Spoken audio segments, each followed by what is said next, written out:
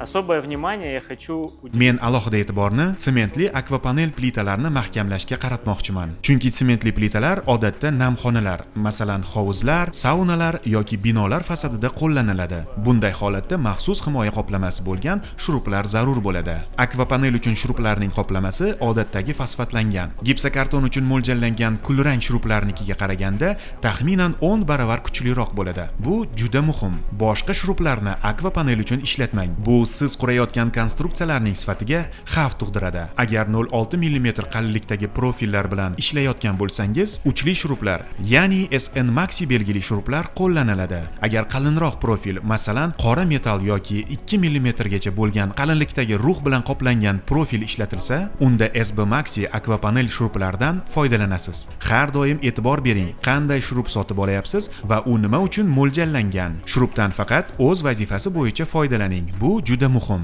Knauf kompaniyasi bu haqida o'ylagan. Har bir plita uchun alohida maxsus shrub taklif qilingan. Barcha original Knauf shrublarini kompaniyamizning rasmiy dilerlaridan xarid qilishingiz mumkin.